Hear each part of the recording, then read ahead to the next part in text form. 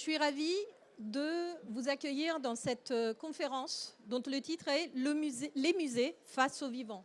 Changer de regard, changer de pratique.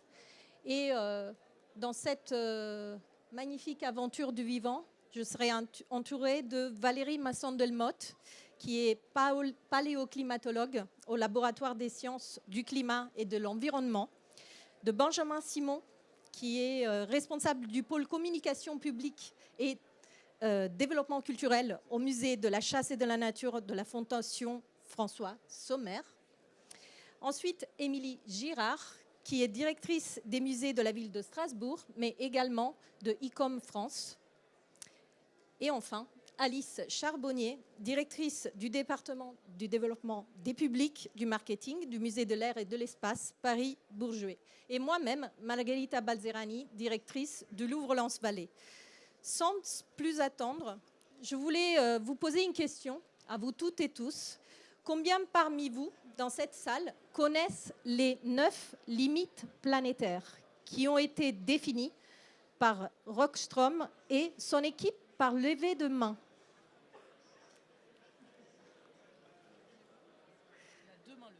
Deux mains levées.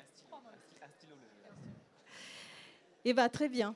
Comme nous pouvons le constater, nous avons parfois l'information, mais pour autant, nous ne nous intégrons pas, nous ne nous digérons pas, nous n'incarnons pas ces limites planétaires.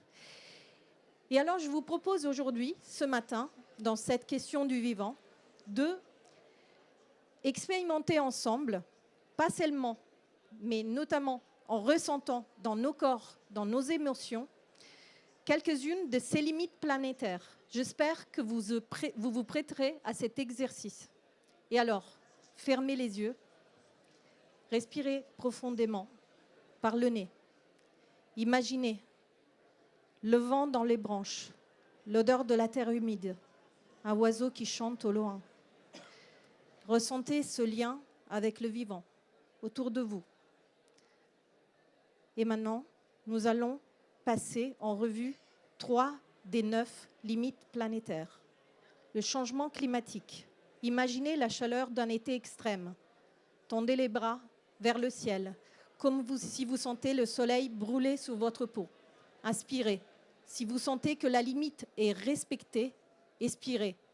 Si elle est dépassée. Perte de la biodiversité.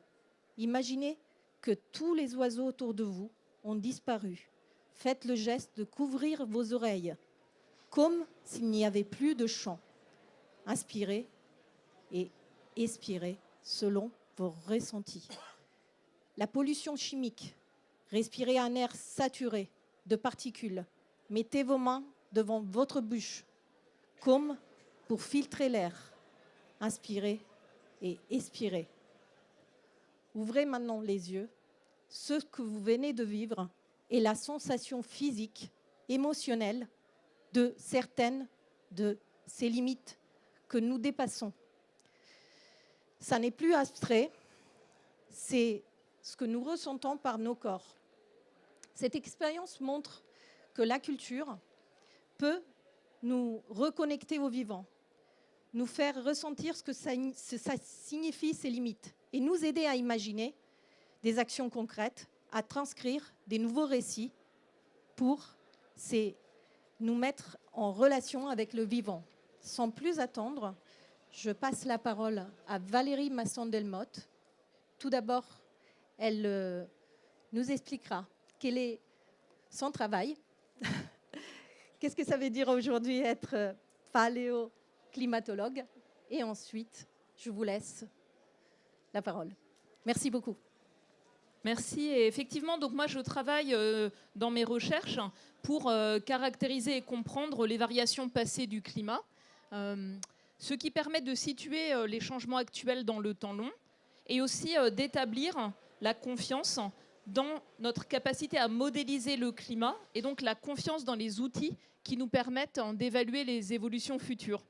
Je travaille en particulier en remontant le temps à partir d'archives naturelles que sont l'accumulation de neige graduelle sur plusieurs kilomètres au Groenland ou en Antarctique.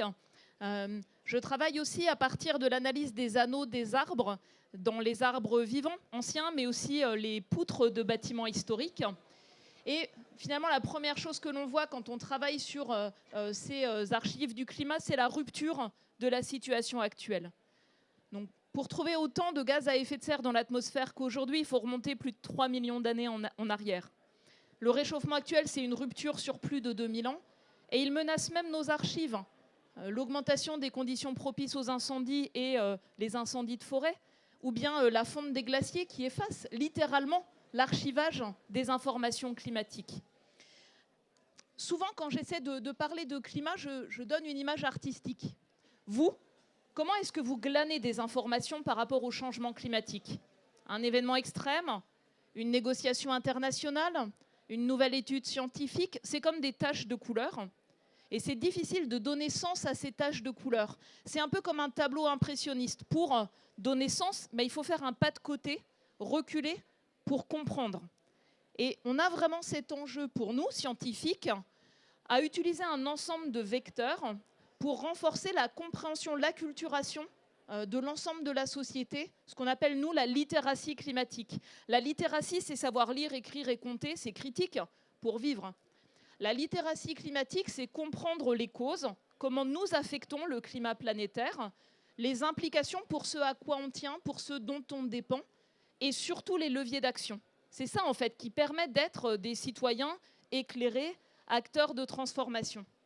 Et donc, les interdépendances entre nous et le vivant, ça joue un rôle majeur. Pour résumer, en extrayant des combustibles fossiles et en les brûlant, par aussi un certain nombre de processus industriels et de pratiques du système alimentaire, on ajoute des gaz à effet de serre dans l'atmosphère, ça entraîne une accumulation de chaleur, c'est établi. Ensuite, cette accumulation de chaleur, elle va affecter le climat de chaque région, et notamment doper des événements extrêmes, comme les sécheresses agricoles, les vagues de chaleur, les cyclones de forte intensité ou les pluies intenses. Ça entraîne aussi la montée du niveau de la mer, qui va se poursuivre à très long terme. Et on observe une aggravation des impacts. Et ces impacts, ils concernent tous les humains et leurs droits. L'accès à l'eau, la sécurité alimentaire, la sécurité des lieux de vie, l'habitabilité de certains territoires, la santé. On en a parlé avec notamment les vagues de chaleur, mais aussi les vecteurs de maladies. Et enfin, ça affecte les écosystèmes dont nous dépendons pour notre approvisionnement, pour nos loisirs, pour nos revenus, pour un ensemble de personnes. Et donc les effets du climat, ils s'ajoutent à d'autres pressions qui sont en fait la surexploitation de ressources ou bien la destruction d'habitats, les émissions de polluants ou par le commerce, l'introduction d'espèces exotiques envahissantes. Le changement climatique s'ajoute à cela et il entraîne une dégradation visible des écosystèmes. On peut parler de l'état des forêts en France, par exemple. On peut parler aussi de l'état des récifs de coraux tropicaux ou de la perte du potentiel de pêche dans les océans tropicaux. Et c'est important d'arriver à comprendre ces interdépendances et finalement de quelle manière nos droits humains fondamentaux sont intimement liés à la protection des écosystèmes et sont intimement liés à la protection du système climatique. Et pourquoi j'utilise ces mots ? Parce que ce sont les mots de la Cour internationale de justice dans un avis important rendu l'été dernier sur finalement les obligations des États par rapport à ces enjeux du changement climatique. Donc on est face à des enjeux de transformation profonde pour lesquels on a tout un retour d'expérience de la résilience passée des sociétés. On a également donc, un ensemble de leviers d'action qui font appel à différents imaginaires. Des leviers d'action, par exemple, pour décarboner nos activités qui relèvent en fait de solutions, on va dire, technologiques, l'innovation. Avec toute l'économie de la promesse qui va avec, tout un imaginaire technosolutionniste. On a des solutions qui s'appuient sur la nature et les écosystèmes. Végétaliser les villes, restaurer les zones humides, protéger le littoral en restaurant les écosystèmes littoraux, par exemple. Ou gérer la pêche en s'appuyant sur des écosystèmes qui se transforment. Et puis, on a également une autre catégorie de réponses qui sont l'organisation de notre société, les solidarités, l'efficacité, la sobriété de nos pratiques, une sorte de protection sociale élargie à l'adaptation au changement climatique. Et vous voyez que ça fait appel à des imaginaires différents. c'est des sujets en fait de tension politique profonde. Ce que je veux également mentionner, c'est au-delà de cette capacité à agir qui est là en fait. On sait comment on peut construire des chemins d'adaptation. On sait comment on peut décarboner nos sociétés de manière juste, c'est difficile, mais on a en fait des bases pour l'engager de manière résolue. Et dans le contexte actuel, on fait face à des défis majeurs, notamment un foisonnement de désinformation qui rend difficile d'exercer son discernement par rapport à la véracité finalement d'une information. Et enfin, une obstruction brutale, structurée, d'acteurs économiques, de vision politique, opposée à toute régulation environnementale. Bon, là, ce qui est en jeu, c'est la protection de la santé des écosystèmes. Brutale et qui va jusqu'à attaquer les sciences du climat. On le voit aux États-Unis, en Argentine et ailleurs. Et par rapport à l'ensemble de ces enjeux-là, finalement, le monde de la culture, le monde des musées, il a un rôle tout particulier. Et quand j'ai supervisé les rapports du GIEC qui faisaient le point sur l'état des connaissances scientifiques vis-à-vis du changement climatique, donc l'objectif, c'est fournir aux décideurs, à la société, finalement, le meilleur état actuel des connaissances. On a engagé, il y a quelques années, une réflexion avec l'UNESCO et l'ICOMOS par rapport au rôle de tout ce qui est le patrimoine, en fait, la culture, par rapport aux enjeux climat. Et pourquoi est-ce que c'est important? Parce que finalement, je pense que parmi les enjeux liés au patrimoine et à la culture, il y a tout ce qui est préserver et transmettre. Et on a des enjeux à préserver et transmettre beaucoup de choses dans un climat qui change vite, et agir pour le faire. On est aussi par rapport à des enjeux de vision de nous-mêmes, de vision du monde, de nouveaux imaginaires, avec ce rôle clé des interdépendances, ce rôle clé des relations, ce qui nous relie entre générations, entre humains, d'un endroit, d'un autre humain, et aussi avec la nature. Et ce point-là me semble extrêmement important. J'ai écrit récemment la préface d'un livre qui s'appelle « Un moment orwellien ». Parce que ce qui se passe aujourd'hui, c'est orwellien, littéralement. La guerre et la paix. Les mots, en fait, détournés de leur sens, littéralement. Et quand vous relisez 1984 d'Orwell, qu'est-ce qui permet de sortir d'un système totalitaire, en fait, d'un risque de dérive autocratique? C'est sortir de la sidération, exercer son discernement, son esprit critique. C'est l'ancrage dans le passé, la connaissance de la culture, de l'histoire. Et c'est aussi l'amour, l'empathie, en fait, ce qui nous relie. Cet aspect fondamental de comprendre les interdépendances et la capacité non pas à vivre sidéré dans le présent, mais à se projeter dans un avenir pour lequel on peut être acteur de transformation. Et acteur de transformation pour nous, mais aussi pour le vivant. Et la dernière chose que je voulais mentionner, c'est qu'on a beaucoup de mal, nous, à transmettre nos connaissances comme scientifiques. On joue sur un aspect du cerveau qui demande de prendre du temps, qui demande de jouer sur le rationnel. Mais on a tout un ensemble d'approches qui sont sur le sensible. Vous l'avez un peu esquissé tout à l'heure. Le sensible, tout ce qui est l'artistique, les imaginaires qui sont extrêmement puissants, pour aussi construire des imaginaires de transformation construites collectivement, délibérées, de transformations qui ne sont pas subies, mais qui sont choisies, et enfin de futurs désirables, résilients, où on construit d'autres manières de vivre, et de vivre en respectant le vivant, et en étant respectueux de ces interdépendances. Et enfin, on fait aussi face à des points de tension, même dans le monde scientifique, par rapport finalement à la lenteur de l'action, à l'aggravation des risques, par rapport aux obstructions vis-à-vis des actions qui permettent de construire un futur plus soutenable. On voit aussi émerger des réflexions sur des mesures à haut risque, qui jouent sur tout un imaginaire technophile, l'économie de la promesse, la géo-ingénierie, on pourra contrôler le climat depuis l'espace. Vous voyez cette idée-là. Et nous, par exemple, à l'Académie des sciences, on fait un rapport l'année dernière sur l'analyse des risques liés à la géo-ingénierie, ce qu'on sait, ce qu'on ne sait pas, les questions éthiques, les questions de gouvernance. Ça joue sur plein d'imaginaires, de plein de manières.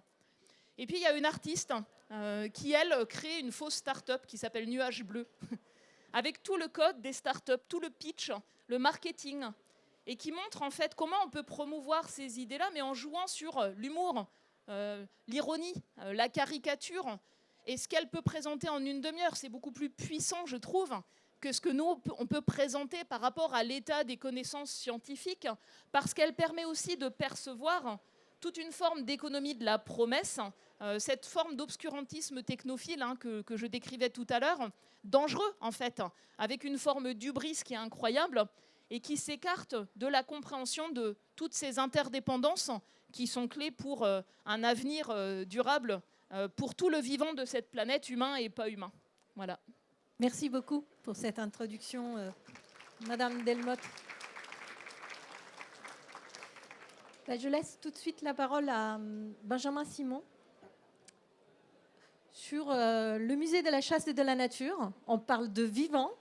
On parle de vivant. On parle de vivant. Et vous êtes peut-être un exemple de ces musées qui souhaitent se transformer, avec, donnant plus de place à l'art contemporain, qui souhaitent se transformer avec ce lien historique avec la chasse, mais qui finalement amène un discours écologique.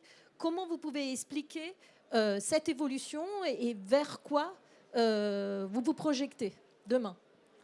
J'ai combien de temps? 10 minutes? Vous avez 10 minutes. Très bien. Par où commencer? Peut-être par... Alors, je ne sais pas si vous connaissez ce musée, musée de la chasse et de la nature. Il y a ceux qui connaissent et ceux qui ne connaissent pas. Et pour vous introduire ce musée, je vais commencer par vous transmettre des éléments de langage qu'on retrouve de manière un peu pérenne dans les livres d'or, sur TripAdvisor, sur les avis Google. C'est mon musée préféré à Paris, mais je n'aime pas la chasse. Ça peut être même « je déteste la chasse ». Autre élément de langage important pour le public, pourquoi vous avez rajouté nature? En fait, vous n'assumez pas, vous êtes le musée de la chasse. On est musée de la chasse et de la nature depuis l'ouverture du musée, en 67. Et enfin, dernier élément, pourquoi vous n'enlevez pas le mot de chasse? Soyez le musée de la nature. Évidemment, ça serait plus confortable pour tout le monde. Et pour vous raconter un peu cette histoire, voilà, c'est important de partir de ces éléments de langage, qui ne sont pas des éléments de langage, qui sont des retours des publics. Vous raconter un peu l'histoire de cette fondation et vous faire comprendre à quel endroit on se situe sur la question du vivant. Cette fondation, elle existe, elle a été créée, ce musée a été créé en 67, ouvert par Malraux. À l'époque, ça s'appelle Maison de la chasse et de la nature, en plein cœur du Marais, créé par des chasseurs, un couple de chasseurs, François Sommer, qui crée sa fondation. François Sommer, c'est un industriel du nord de la France, un grand patron d'industrie, qui va être un leader de la moquette. Donc tout commence par la moquette. Je pense que peut-être vos grands-parents et vos parents avaient des moquettes Sommer. Et en parallèle, donc, il naît au début du XXe siècle. Il chasse, comme toute la France, chasse jusqu'à l'exode, au mouvement des migrations internes vers les centres urbains. C'est une chasse plutôt mondaine, hein, c'est un fils d'industriel dans le nord de la France. Et il va s'engager notamment, ça va être un grand résistant pendant la Seconde Guerre mondiale, il va faire partie des mouvements de libération, et à la sortie de la guerre, il va vouloir continuer évidemment de chasser dans le nord de la France, dans les Ardennes, et on imagine les Ardennes au lendemain de la guerre, il n'y a plus rien, il n'y a plus de forêt, il n'y a plus de gibier, il n'y a plus rien. Et au départ, il ne se pose pas la question, il veut chasser, bon, bah, basta. Et sauf que il réintroduit du gibier, des animaux pour chasser, ça ne marche pas. Et il va commencer à comprendre, à vraiment avoir cette conscience de quelle est ma place en tant que chasseur, en tant qu'humain, dans cet écosystème, dans ces équilibres. Et donc, petit à petit, il va s'acheter un domaine de chasse en 1955, le domaine de Belleval, qui va devenir un lieu d'expérimentation sur la réintroduction du vivant et le jeu, le rôle de l'humain, parce que chasseur, c'est aussi humain et non humain. Et donc, ça va devenir un grand centre de réflexion pour lui et sa femme, et ça va devenir des militants de la création du ministère de l'Environnement, des grands militants du plan de chasse. Donc, à l'époque, les règles de chasse sont quand même assez sommaires. Donc, avoir cette prise de conscience du lien de l'homme, de l'humain, avec le non-humain et donc ce jeu d'équilibre. Cette histoire elle est importante en termes de récit, parce qu'on parle aussi, quand on parle de vivant, on parle aussi beaucoup de récits et de partage, c'est ce que vous disiez tout à l'heure. Et ce récit, en fait, ils ont envie de le faire perdurer. Ils sont en parallèle collectionneurs, ils collectionnent des objets liés à la chasse, donc aussi bien objets d'art, peintures, que armes de chasse, que trophées, naturalia, animaux naturalisés. Et ils n'ont pas d'enfants. Et ils veulent préserver à la fois leur vision, cette vision, alors qu'ils vont appeler, eux, une chasse humaniste, une chasse écologique. On est en 70. Et donc, ils vont créer cette fondation qui s'appelle au début Maison de la chasse et de la nature en 64. Et en 67, ouvre ce musée assez incroyable. Ce musée qui va beaucoup évoluer. Là, on va faire un bond. Donc, ce musée ouvre en 67. Je pense que si le musée était resté dans son état de 67, je ne serais pas là. Et vous, les visiteurs, ne serez peut-être pas aussi nombreux au musée de la chasse et de la nature.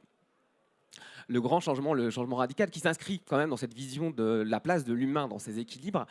Ça va être en 2007, le musée ça va s'agrandir en 2007, c'est le musée que vous connaissez aujourd'hui qui va laisser une place très importante à l'art contemporain. Et l'art contemporain, finalement, va permettre de poser aussi un autre regard et de rendre cette connaissance cinégétique et ce lien entre ce patrimoine et le vivant beaucoup plus tangible et beaucoup plus pertinent.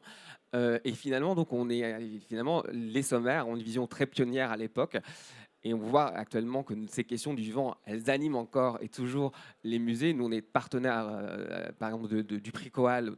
Je ne sais pas si vous connaissez le prix Coal, mais on est partenaire depuis plus de 10 ans du prix Coal. Coal, donc, c'est une organisation, une association qui est présente depuis plus de 15 ans sur les enjeux de art et environnement. Et donc, la Fondation, depuis quasiment 12 ans, est partenaire de ce prix. Et ce prix, il est important parce qu'il va justement questionner notre rapport au vivant, notre rapport, nous aussi, en tant que musée de la chasse et de la nature. Et j'en reviendrai peut-être tout à l'heure sur la notion d'inconfort.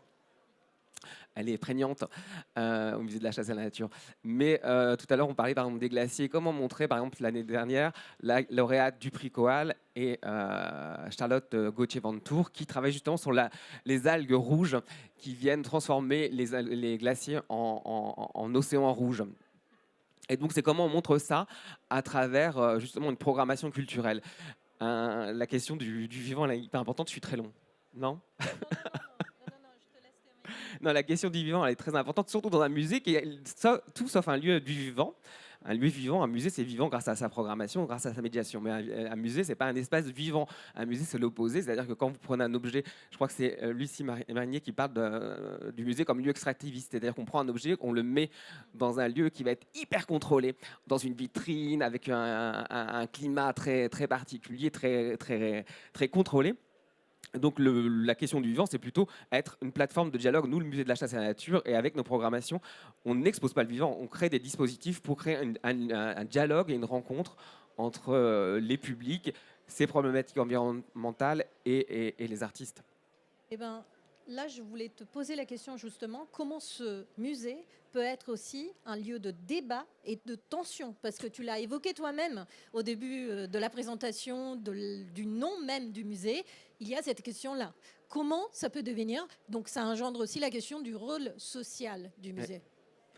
Oui, j'aime m'amuser en disant que le musée de la chasse et de la nature, c'est le lieu de l'inconfort. On est tous sauf inconfortables. On est dans 2 sublimes hôtels particuliers. Vous ne faites pas la queue. On accueille à peu près 150 000 visiteurs par an. Donc vous n'êtes pas dans les problématiques de flux comme à Orsay ou au Louvre. Donc on est dans le confort. On est une maison. Mais on a un lieu inconfortable. Évidemment, si je reviens sur cette phrase, vous êtes mon musée préféré, pourtant j'aime pas la chasse. Quand on va au musée de la chasse et de la nature, on doit se poser cette question, moi et mon rapport avec le vivant. Et ça, c'est très problématique, effectivement, dans une période où on a tendance à schématiser les choses, à être très rapide. Et ce qui fait la différence, ce qui permet finalement de se poser, d'éviter... On n'est pas un lieu de conflit. Moi, ça fait 2 ans et demi que je suis au musée de la chasse et de la nature. Dans mon escarcelle, il y a les réseaux sociaux. Et je me suis dit, oh mon Dieu, ça va être horrible. Le mot chasse, ça va être très, très, très compliqué. Et finalement, il y a une communauté, et c'est grâce, je crois, à la programmation, qu'on accueille, on est une table ronde où des avis différents vont pouvoir être présents. On a aussi bien parmi nos partenaires l'OFB que des fédérations de chasseurs, des artistes qui sont je dis évidemment, mais il y a beaucoup d'artistes qui sont plutôt contre ces problématiques de chasse. Bref, d'être un lieu de dialogue, et ce lieu de dialogue, il existe, je pense, par la dimension très particulière de ce musée. Quand vous visitez le musée de la chasse et de la nature, on n'est pas finalement dans un musée, mais dans une maison. C'est un lieu très singulier, c'est-à-dire qu'on n'est pas une boîte blanche, il y a très peu de cartels, les cartels c'est vous qui allez faire votre propre chemin de connaissance, il y a des éléments évidemment de médiation, mais il n'y a pas comme dans un musée, un grand texte d'introduction qui va vous expliquer, vous donner des clés, en fait vous allez faire un chemin en traversant des différentes pièces de cette maison. Et le fait d'être dans une maison, finalement on est dans le lieu de l'intime, et finalement peut-être cette intimité permet de parler un peu comme chez soi, c'est-à-dire d'essayer de respecter la parole de l'autre. Alors ça ne se passe pas toujours si bien que ça dans une famille, hein. À Noël, c'est pas toujours formidable, mais en tout cas, on peut être pas d'accord et se retrouver autour de la table, et ça, c'est très important. Et je pense que c'est grâce aux programmations culturelles, aux artistes, qu'on a, et de fait, effectivement, d'assumer. Je pense que si demain, on s'appelle le musée de la nature, là, on nous dira, mais qu'est-ce qui se passe? Assumons, posons les questions. Il faut poser les questions, et c'est une question de justesse, c'est-à-dire d'être au bon endroit et de poser toutes les questions pour de la chasse. Et donc, derrière la question de la chasse, il y a notre lien, nous, en tant qu'humains, avec le non-humain, et quelle est ma position par rapport à des questions très contemporaines, comme l'alimentation. La mort, c'est-à-dire qu'on est dans un contexte où on parle très très peu de la mort, des problématiques alimentaires, des problématiques aussi de domination par rapport à la nature. Effectivement, quand on arrive dans une salle au musée de la chasse et de la nature, comme la salle des trophées, où vous êtes face à la mort, vous êtes face à des animaux dont la tête est coupée, hein. Alors on a plein d'animaux naturalisés dans le musée. Quand ils sont entiers, à la limite, ça va, parce qu'on a par exemple un petit renard qui dort sur un fauteuil Louis XVIII, c'est magnifique, c'est mignon. Mais par contre, quand vous êtes dans la salle des trophées, c'est des têtes coupées. Et donc, mes collègues à la médiation font un travail assez salutaire, parce que nos publics individuels, lorsqu'ils viennent au musée de la chasse et de la nature, ils ont choisi de venir. Les scolaires, ils n'ont pas choisi. En général, le prescripteur, c'est l'enseignant. Et effectivement, quand vous êtes un pré-ado, un ado, ces questions de protection environnementale, de bien-être animal, d'alimentation arrivent. Et donc, il y a tout ce travail à faire de parler de cette domination de l'homme sur la nature, même de la domination de l'homme avec les hommes. C'est-à-dire qu'il y a aussi cette question du décolonialisme. Bref, à travers le thème parce que la salle des trophées, essentiellement, ce sont des animaux chassés en Afrique ou en Amérique du Sud. Bref, il y a plein de thématiques qui viennent aussi aborder des problématiques contemporaines qu'il faut savoir assumer, qu'il faut savoir amener, et se dire qu'on n'a pas...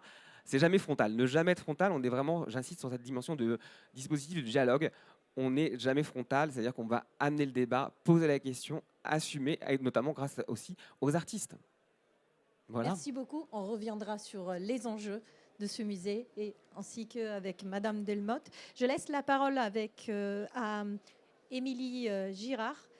Vous êtes directrice des musées de Strasbourg, des musées qui, comme le musée zoologique, qui est un projet un petit peu manifeste, et cette logique de réseau dont vous êtes un petit peu chef d'orchestre de cette démarche collective. Comment est née cette volonté de transformer en profondeur le projet des musées de Strasbourg? Est-ce que vous pourriez nous partager cette expérience? Oui, merci beaucoup. Bonjour à toutes et à tous. Alors effectivement, j'aime bien l'expression que vous avez utilisée de chef d'orchestre, parce que c'est exactement comme ça que je me vois. Et pour qu'un orchestre joue, il faut une partition commune. Et c'est le travail qu'on a mené. Moi, je pilote ce réseau de 11 musées depuis un peu plus de 2 ans maintenant. Et on a réfléchi collectivement à la définition d'un plan stratégique pour l'ensemble du réseau, qui ne vient pas supplanter les projets scientifiques et culturels de chaque établissement. Ça, j'y tenais beaucoup. Je ne suis pas très partisane du PSC mutualisé. Je trouve que l'exercice a ses limites. Et je trouvais plus intéressant qu'on travaille finalement un cadre commun qui puisse être adapté par chaque musée en fonction de sa réalité, de ce qu'il est, de sa définition, de ses collections, de ses centres d'intérêt, de ses publics cibles, etc., avec évidemment un état d'esprit commun. Donc on a travaillé pendant... une grosse année, pendant quasiment 18 mois, par le biais d'ateliers, pour définir en fait ce vers quoi on avait collectivement envie d'aller, avec quels moyens, parce qu'avec aussi ce principe de réalisme qui a guidé ce travail-là, de manière à définir ce grand cadre qui a été rédigé. C'est un document assez important, qui doit faire à peu près 150 pages, et qui fait l'état du bilan du réseau à l'instant T, définit des axes stratégiques, définit une philosophie de travail et propose 12 projets phares qui vont un peu structurer les 5 prochaines années pour l'ensemble du réseau. Les axes stratégiques qu'on a définis, ils sont au nombre de 4. Vous allez voir, ils ne sont pas révolutionnaires, ils sont dans l'air du temps de ce que travaillent les musées aujourd'hui. Mais on a décidé de les adapter à la réalité territoriale de ce qu'est le réseau des musées de Strasbourg. Donc il y a la question du musée comme lieu de vie, des espaces de convivialité. Qu'est-ce qu'on offre au-delà de la seule visite muséale aux visiteurs que nous accueillons? On a aussi retenu la question des ancrages territoriaux qui à Strasbourg est intéressante et importante. Évidemment l'ancrage local, mais l'ancrage aussi national et transfrontalier. Moi j'aime bien travailler ces notions de carrefour qui peuvent être intéressantes. On a aussi souligné la nécessité que nos musées puissent répondre aux enjeux sociaux et sociétaux qui sont ceux de notre société aujourd'hui, contemporains. C'est-à-dire comment est-ce qu'on apporte des réponses, ou peut-être pas des réponses, mais en tout cas des éléments de compréhension du monde dans lequel on évolue, à l'aune des collections qui sont les nôtres. Et enfin, quatrième axe, la question de l'accompagnement de la transition écologique de nos institutions. Et tous ces axes, on les décline à la fois sous l'angle de la méthode de travail, c'est-à-dire comment est-ce qu'on transforme nos méthodes de travail pour être en phase avec le monde dans lequel on évolue, et sur la question des contenus et de ce qu'on raconte, du récit que vous évoquiez tout à l'heure. Sur les méthodes de travail, il y a plein de choses, j'en ai déjà parlé beaucoup, qu'on porte collectivement, notamment avec ICOM France, sur la réflexion, sur les normes de conservation, sur les référentiels carbone. Bon, s'il y a des questions, je pourrais y revenir, mais je ne voulais pas me centrer là-dessus aujourd'hui. Je voulais vraiment revenir sur la notion de récit et sur la manière dont nos musées peuvent apporter des éléments de contextualisation du monde dans lequel on est, de compréhension, de création de nouveaux imaginaires collectifs. Enfin, c'est vraiment des sujets qu'on travaille beaucoup. Alors, dans ce cadre, le musée zoologique de Strasbourg a vécu ces 6 dernières années une mue complète, puisqu'on est parti d'un musée avec une collection historique, importante, vraiment faisons jalon dans l'histoire des collections naturalistes, et d'un musée auquel la population était extrêmement attachée. Moi, j'ai découvert ça en arrivant. Enfin, on nous disait tout le temps, quand est-ce que vous réouvrez le musée zoologique? On a envie de retrouver ces parquets qui grincent, on a envie de retrouver ces vitrines, mais avec un discours qui avait vieilli, qui était daté et qui n'était pas en phase avec les attentes des publics aujourd'hui.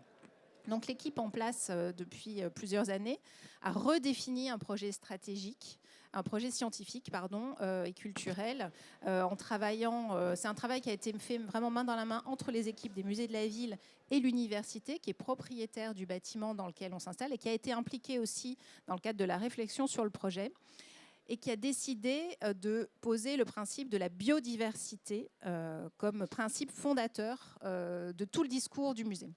Donc ça commence, vous entrez en tant que visiteur, le hall a été revu et on se retrouve dans ce qu'on appelle aujourd'hui le hall de la biodiversité.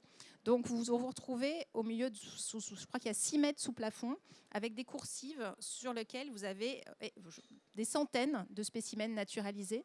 Et donc vous, en tant que visiteur, vous êtes l'un parmi cette biodiversité. Donc on resitue l'homme dès l'entrée, dès avant même le moment où on prend son ticket, dans cette biodiversité. Ça a été un des gestes forts de la scénographie et du travail d'architecture qui a été mené par les cabinets Frix et Dux, de vraiment donner cette impression d'immersion dès l'entrée, dès qu'on a franchi la porte.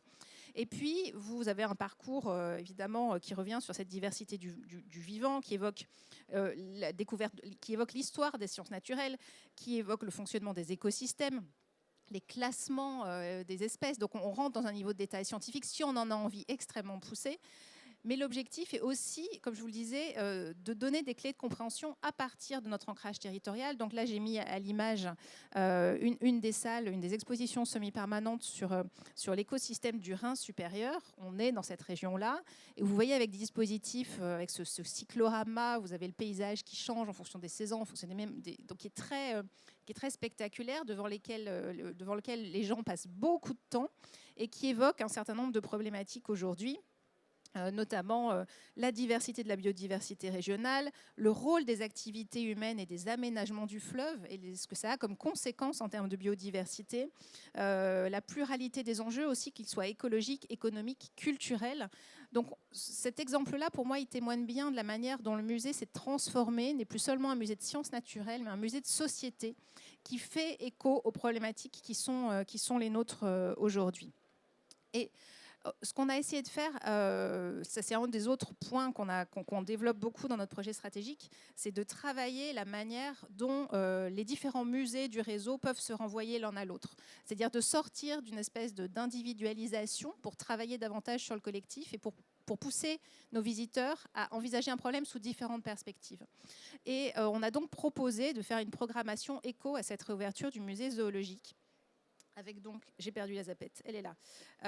Avec donc plusieurs. Alors ça, c'est une autre vue du musée zoologique. C'est l'exposition Biodiversité urbaine, qui est l'exposition d'inauguration du musée, que j'oubliais de mentionner, et qui montre aussi comment est-ce que dans la ville, on peut regarder la nature, et que ce n'est pas seulement quelque chose qu'on fait quand on va se balader en forêt le dimanche, si je veux être caricaturale. Je reviens donc à la programmation qui a été faite. L'idée était de faire sortir un peu cette problématique du seul cadre de l'approche naturaliste. Et on a proposé à l'automne dernier, au mois de novembre, une exposition sur le travail du photographe animalier Vincent Munier, que vous connaissez sans doute, qui bénéficie d'une forte notoriété en ce moment, qui vient de sortir un film qui s'appelle Le Chant des forêts, qui a été primé plusieurs fois. Et on a demandé à Vincent Munier de mettre son travail en regard des collections du Musée des Beaux-Arts et du Cabinet des Estampes et du Musée d'Art moderne, parce qu'il y a plusieurs collections qui ont été mobilisées. Donc on a décroché une partie des salles du Musée des Beaux-Arts pour repenser l'accrochage et intégrer le travail de Vincent Munier, pour nous forcer à regarder la nature comme on regarde l'art et inversement. Et on a trouvé intéressant de faire ce parallèle qui, même pour des gens qui connaissent parfaitement bien les collections du musée, transforme vraiment l'approche. C'est-à-dire qu'on se met à regarder les tableaux presque en cherchant l'animal qu'on n'a pas vu.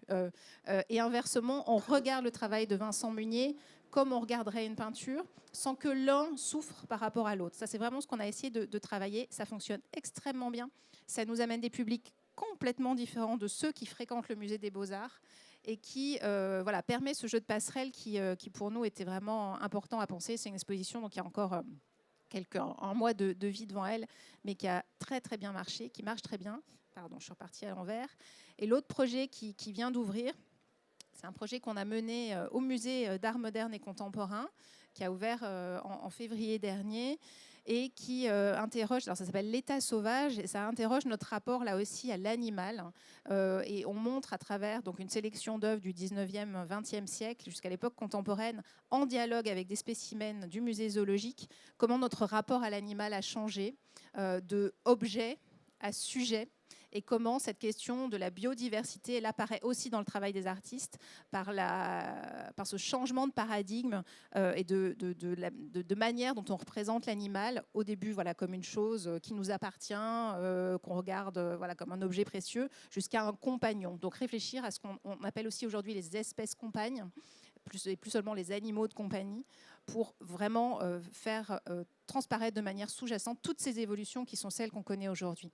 Donc voilà, on essaye de travailler ces sujets-là. Bon là, on parle du vivant aujourd'hui, mais de manière transverse, en utilisant, en ayant recours à tous les moyens qui sont ceux que nos collections nous permettent.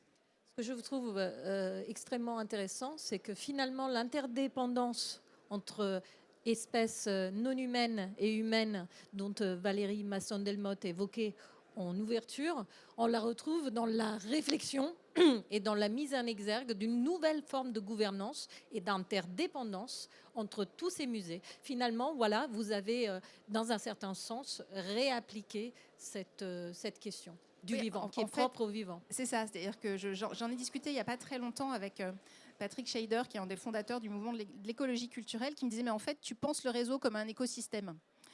Et je n'y avais jamais pensé comme ça. J'étais un peu, je le faisais sans m'en rendre compte, sans doute. C'est vrai que c'est tout à fait ça. C'est-à-dire que finalement, les musées fonctionnent les uns par rapport aux autres, les uns avec les autres, ont des visiteurs, des visitorats, parfois différents, parfois pas. Et l'idée, c'est d'arriver à retravailler tout ça de manière écosystémique pour que les liens, les racines, je ne sais pas quelle métaphore il faut utiliser, mais poussent de manière conjointe et qu'on ne soit pas dans un système de concurrence ou je ne sais pas, de juxtaposition, mais de fonctionnement fluide permettant aussi les flux de visiteurs. Non seulement, j'allais dire, dans une perspective de fréquentation augmentée, mais surtout pour permettre un enrichissement du contenu en faisant dialoguer, en travaillant dans l'interdisciplinarité, en fait. Merci beaucoup. Je passe la parole à Alice. Merci, Alice, Margherita. nous avons vécu ensemble une histoire incroyable. Tout à fait. L'histoire du Chèque, cycle d'autres études de la culture, dont le fruit est aujourd'hui devant nous. Et nous sommes ravis de vous partager cette expérience. Et je te laisse la parole. Partager avec l'ensemble de l'auditoire ce que nous avons vécu pendant un an. Tout à fait. Donc Margherita et moi avons été auditrices de la session 2024-2025 du cycle de hautes études de la culture, qui est un un cycle de formation et de rencontres portées par le ministère de la Culture, dont on était une 50aine d'auditeurs. Et puis, on a été organisé en sous-groupes sur la base de thématiques qui étaient chères à notre cœur. Donc, on a travaillé avec d'autres camarades. Nous sommes, Margherita et moi, ici, les représentantes d'un groupe que je vais nommer, non pas pour faire du name dropping, mais pour que vous puissiez percevoir la diversité des profils qui composaient notre groupe. Et ça explique aussi le rendu qu'on a proposé dans le cadre de ce rapport. Donc, il y avait Yannick Corel, qui est conseiller à l'Action culturelle et territoire à la DRAC Bourgogne-Franche-Comté, Mathieu Ferret, qui est directeur du Conservatoire national supérieur de musique et de danse de Lyon, Olivier Ibanez, qui était alors directeur de la communication et du développement de la Fondation Carmignac, qui a permis la réalisation du rapport que Margherita vient de vous présenter et qui est maintenant à l'INHA, Chloé Tournier, qui est directrice de la Garance, la scène nationale de Cavaillon, et Cynthia Valran, qui est secrétaire générale du Centre de nanosciences et de nanotechnologie au CNRS. Donc, comme vous pouvez le voir, on était un groupe qui était composé de profils très variés, tous avec des sensibilités culturelles fortes, mais des secteurs qui parfois dialoguent peu ou qui peuvent avoir du mal à dialoguer, tout en étant raccrochés, on va dire, au secteur culturel. Le fruit de notre travail, donc ce rapport que Margherita vient de vous présenter, qui est consultable en ligne, sous forme de PDF, donc on vous invite à le parcourir. Il y a également une synthèse, puisqu'on va simplement vous en faire un bref résumé et attirer votre attention sur les pistes que nous soulevons.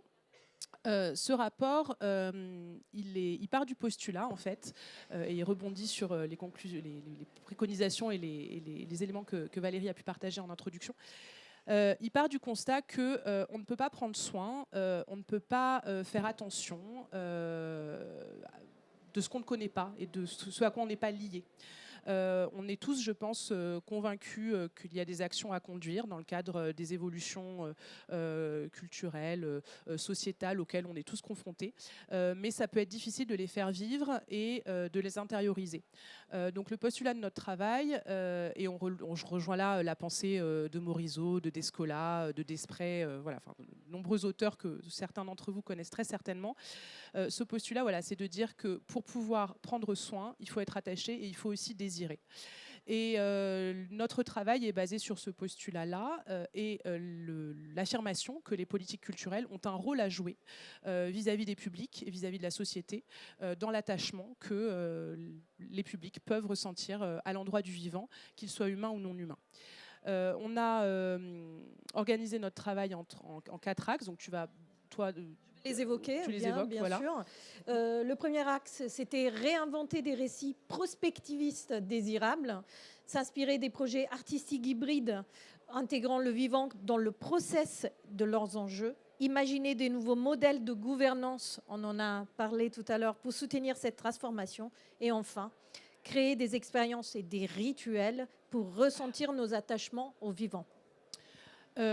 Donc l'objectif, c'est pas ici de vous résumer ce rapport qui, encore une fois, est consultable en ligne, mais ce sur quoi on voulait insister avec Margherita, c'est que ce travail, il est situé. On l'a produit dans le cadre du CHEC, du cycle de hautes études de la culture. Il date de l'année dernière.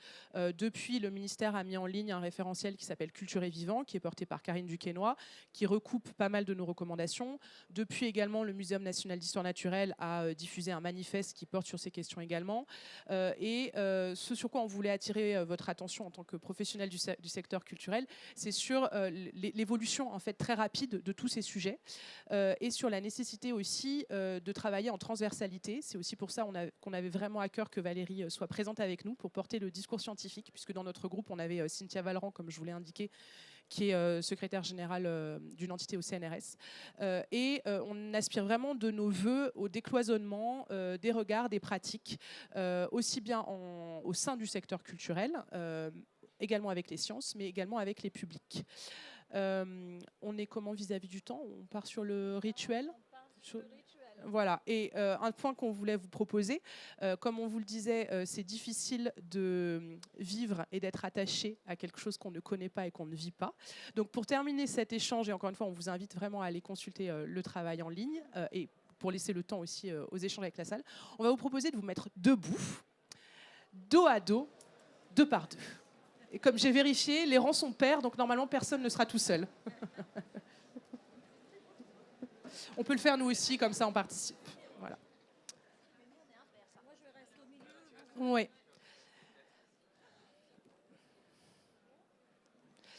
On va vous demander de fermer les yeux et puis Margherita va prendre la suite. Et on vous donnera la parole ensuite, bien sûr. Nous souhaitons terminer cette conférence par quelques propositions suspendues comme des graines dans l'air. Non des réponses, mais des invitations. Et si nous reconnaissions que transmettre, ce n'est pas seulement léguer des savoirs, mais aussi des formes d'attachement sensible au monde, apprendre à ressentir, à s'émerveiller, à pleurer et à se réjouir ensemble. Et si nous réinventions des rituels pour honorer la fragilité et la vulnérabilité du monde, avant même de chercher à la réparer. Et si nous mesurions notre vulnérabilité humaine à notre capacité à défendre, protéger celles et ceux, humains et non humains, qui n'ont pas de voix. Et si gouverner demain signifiait écouter les sols, les eaux, les forêts, comme on écoute les partenaires d'une décision. Ces invitations ne sont pas des conclusions, elles sont des ouvertures. Elles nous rappellent que la culture, lorsqu'elle se laisse traverser par le vivant, elle irrigue tous les champs de la société pour redevenir force agissante, espace de soins et de réparation, lieu d'apprentissage et de résistance. Elle peut devenir une manière de faire monde avec, en reliant qui se séparent, en accueillant ce qui demeure vulnérable, en semant des récits qui, peut-être, feront germer d'autres façons d'habiter la Terre. Merci beaucoup.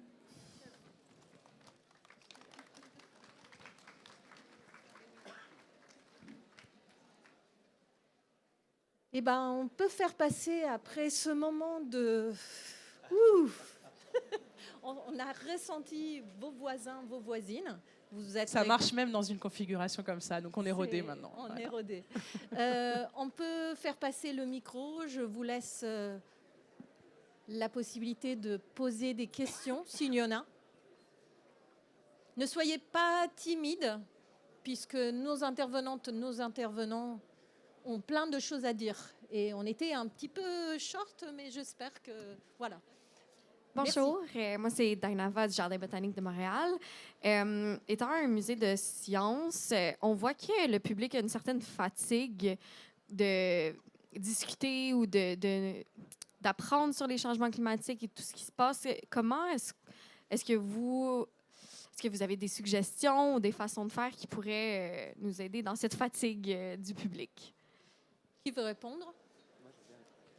Je veux bien donner un premier élément de réponse. Parce que par rapport au musée de la chasse à la nature, on a un positionnement finalement très singulier. On est un musée d'art, on n'est pas un musée d'ethno, on n'est pas un muséum, on n'est pas un musée scientifique, on se positionne comme un musée d'art. Et finalement, on aborde, grâce à nos programmations, et je pense notamment à Coal, donc ce prix qu'on remet chaque année sur le art engagement, on aborde la question à travers la question du beau, de la curiosité. Finalement, il n'y a pas un discours. Le discours, il va se faire par la médiation qu'on va apporter. Mais on va pas se présenter comme le fait de se présenter comme un musée d'art, on amène tout de suite la question de la proximité, donc d'un dialogue peut-être où on va se permettre, parce qu'on n'est pas un lieu scientifique, donc le public va se permettre de parler de ses émotions. Et tout à l'heure, vous parliez dans votre conférence de l'importance des émotions. Finalement, et donc ça permet après de renchaîner sur un discours scientifique, parce qu'on est aussi un lieu scientifique, c'est aussi la particularité de notre lieu. On a un pôle culturel, donc le musée de la chasse et de la nature, et puis on a un pôle scientifique qui travaille sur la biodiversité. Donc c'est ce croisement des disciplines et je pense qu'effectivement la curiosité et se placer comme un lieu curieux, ça permet d'aborder la question scientifique qui est hyper importante, surtout à cette époque où on a un peu de mal à croire à la science. Moi, j'apporterai un complément. Dans le cadre de notre travail, on a découvert ce que fait l'École des vivants, qui a été fondée par Alain Damasio, et notamment ce que fait Benjamin Allegrini. Il propose notamment des ateliers où les participants sont invités à habiter le monde comme un oiseau. Et je pense que pour sortir de cette posture très intellectuelle et de saturation aussi des contenus d'apprentissage, je pense qu'encore une fois, expérimenter et vivre autrement permet sûrement une autre compréhension du monde. Oui, je peux compléter un peu en allant dans ce sens-là, parce qu'effectivement, au musée zoologique, c'est une question qui a été soulevée aussi, de se dire comment est-ce qu'on arrive à jouer notre rôle, là aussi, à apporter un contenu scientifique, tout en n'étant pas rébarbatif. Donc, il y a un gros travail qui a été mené sur les niveaux d'adresse au public. C'est-à-dire, si vous voulez trouver de l'information scientifique dure, vous pouvez la trouver, mais si vous voulez approcher ces questions-là par le biais du ludique, du jeu, de l'expérimentation, c'est aussi possible. Il y a un gros effort qui a été fait en termes de dispositifs manipulables, qui passe sans poser d'ailleurs un certain nombre de problématiques métiers de maintenance. Bon, c'est un autre sujet, mais c'est quand même à prendre en compte. Mais, j'allais dire, cette approche aussi par le faire et par le ludique, c'est quelque chose qu'on voit beaucoup dans la rénovation des muséums depuis un peu moins de 10 ans maintenant. Ils sont nombreux à avoir pris ce parti-là pour permettre au grand public de s'approprier le savoir différemment. Pas comme on le ferait à l'école, pas comme on le ferait en ouvrant un livre, mais en faisant justement, ça me paraît important. Et c'est une approche que je pense très complémentaire du côté émotionnel que vous souleviez. Ça apporte autre chose. Et ce n'est pas exclusif, c'est-à-dire qu'on peut, au sein d'un même établissement, choisir les deux. Au musée zoologique, vous entrez, vous avez cet effet... vous êtes pris par ce hall de la biodiversité, et en même temps, on va vous conduire à apprendre, à manipuler, à vous approprier le savoir. Et je crois beaucoup, moi, à la complémentarité d'approches assez multiples comme cela. En fait, moi, je serais intéressée à comprendre finalement cette fatigue qu'exprime le public. Et est-ce que c'est parce que c'est vu comme quelque chose qui peut être culpabilisant ? Est-ce que c'est quelque chose qui renvoie finalement des risques pour lesquels on a peu de prise ? Une forme de fatalisme? Est-ce que c'est parce que ça fait augmenter une sorte de charge mentale avec un sentiment d'impuissance? Ce serait intéressant à comprendre.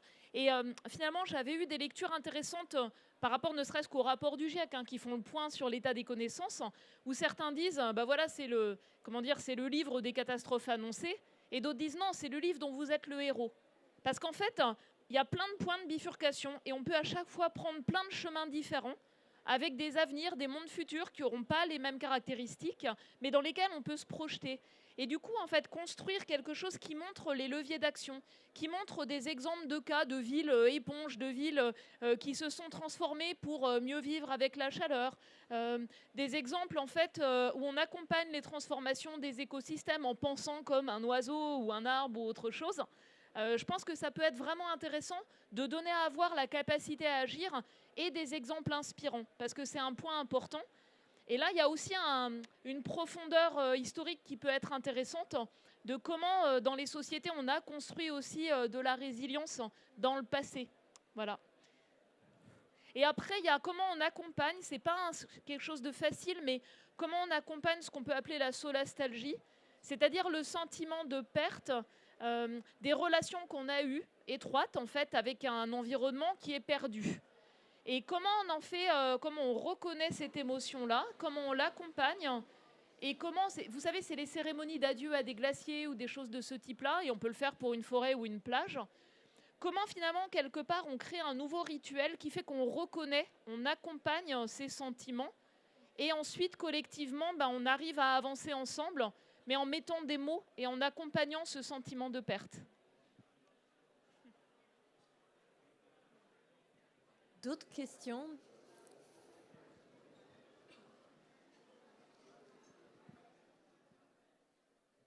Bonjour à toutes et à tous, merci beaucoup. En fait, j'ai une question pour Madame Valérie Masson-Delmotte, qui est une question un peu large. Comment concilier la décarbonisation et la biodiversité et le vivant? En fait, au Portugal, actuellement, il y a des méga projets de panneaux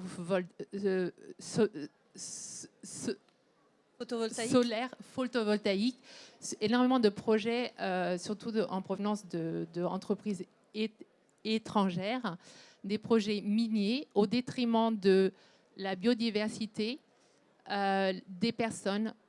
Voilà, en fait, c'est comment concilier les deux. Je voudrais avoir votre avis, s'il vous plaît. Merci beaucoup.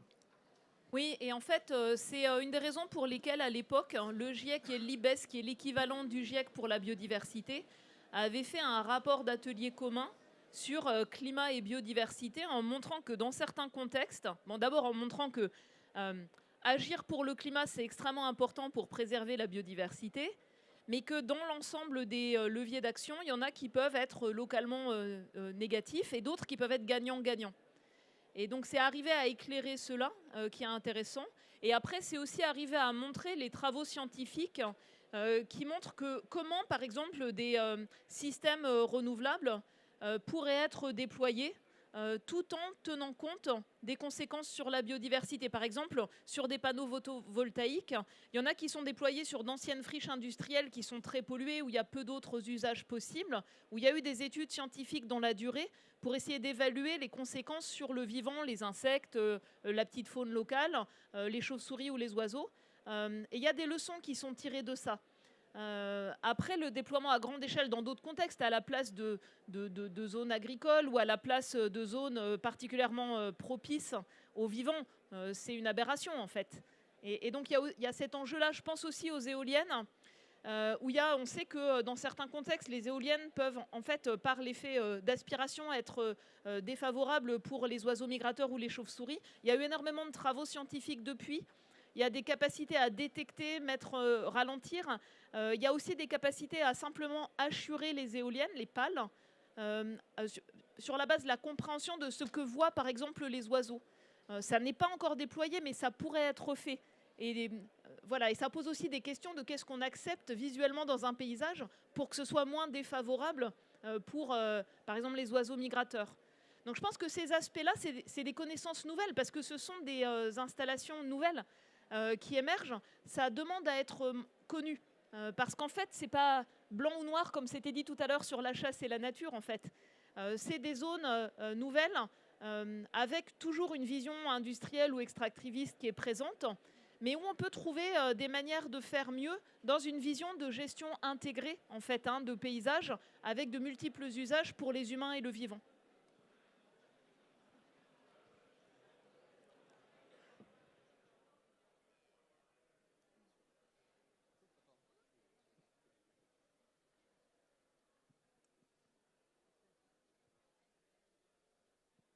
Oui, bonjour, merci pour la parole donnée. Alors ma question s'oriente par rapport à la sensibilisation, ou bien comment sensibiliser les jeunes ou les populations qui habitent des zones qui souvent étaient des zones naturelles, mais qui par la suite sont des zones protégées. Par exemple, dans notre musée au Centre de recherche et de documentation du Sénégal, on reçoit des communautés qui, dans leurs espaces de vie, ces espaces ont été transformés en aires protégées, ou bien qui utilisent des pratiques qui parfois ne sont pas en faveur de l'environnement, mais qui dépendent de ces pratiques pour pouvoir vivre convenablement, par exemple en coupant du bois alors que c'est interdit, mais les pratiques dont ils dépendent les obligent à adopter ces solutions-là. Comment donc essayer de sensibiliser ces populations-là par rapport aux impacts sur l'environnement? Merci beaucoup. Ça, c'est un petit peu la question de la tension et des choix parfois qui sont incongrus. C'est une question complexe, parce qu'on est presque en dehors de la sphère muséale, donc c'est une question qui s'adresse presque à l'ensemble, à notre ensemble en tant que société. Je pense qu'avant tout, il y a une problématique de respect des points de vue. Et donc, je ne vais pas répondre à votre question parce que je n'ai pas de réponse, mais je vais répondre de par ma position. C'est le respect et c'est l'écoute. Et par exemple, on a un point d'attention, nous, dans nos médiations, c'est-à-dire qu'on a une tendance à tout ethnocentrer, c'est-à-dire à, par exemple, de voir le point de vue de la chasse uniquement du côté du bien et du mal et de l'homme occidental, on va dire. Et notamment, on prend l'exemple de l'éléphant. L'éléphant, il est quasiment, je réponds de manière détournée, il est quasiment protégé. Il n'y a plus trop de braconnage de l'éléphant parce que l'éléphant, il a eu la chance, il y a eu Dumbo. Et donc la France, l'Occident s'est mobilisé pour sauver l'éléphant. Et donc dans nos collections, on a de l'ivoire, évidemment, qui raconte cette histoire, et l'ivoire entoure un rhinocéros. Et le rhinocéros, on a enlevé ses cornes d'ivoire, on les a remplacées par des cornes en or. Pourquoi? Parce qu'actuellement, le rhinocéros, il est braconné.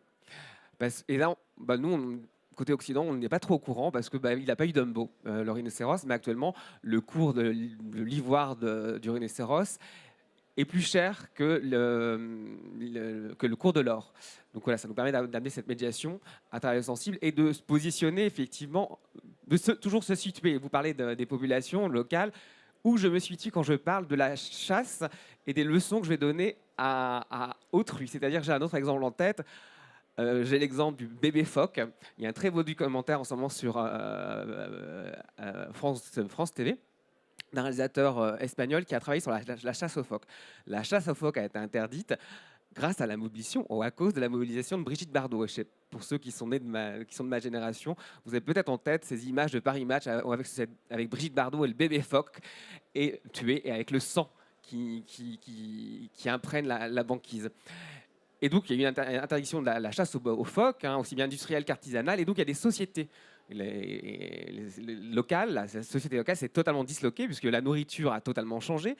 Le rapport à la nature a totalement changé. Le fonctionnement aussi de la société a changé puisqu'on se retrouvait avec une société sans travail parce que le phoque nourrissait, mais aussi était évidemment une répartition aussi genrée du travail, etc. Bref, un changement de société fondamental parce que un point de vue extérieur, c'est-à-dire un point de vue de l'Occident, de nous, les Européens, sur la chasse aux phoques. Évidemment, condamner la chasse industrielle aux phoques était naturel, mais on a condamné toute la chasse aux phoques. Et bref, c'est toujours la question de où je me situe quand je parle de sujets aussi importants, effectivement. Et donc, c'est les populations locales, si on parle de braconnage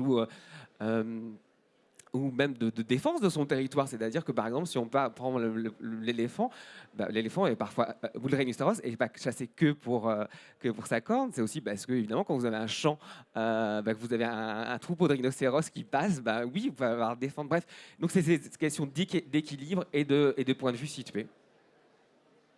Alors, en fait, ce n'est pas du tout mon domaine de compétence, mais il y a une chose qui ressort dans tous les rapports scientifiques liés notamment à ce qui permet de préserver la biodiversité, qui est l'importance de la valorisation et des savoirs autochtones.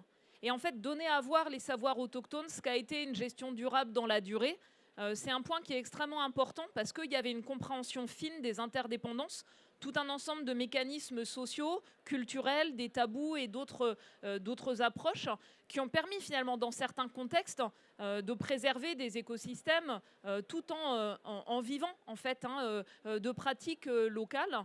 Et donc ce volet-là, il peut permettre pour les populations que vous mentionnez peut-être de se sentir représentées et leur savoir valorisé en plus des autres enjeux ou connaissances qui ont structuré l'organisation des parcs qui n'étaient pas forcément leur aspiration initiale. C'est ça ce que vous décrivez en fait.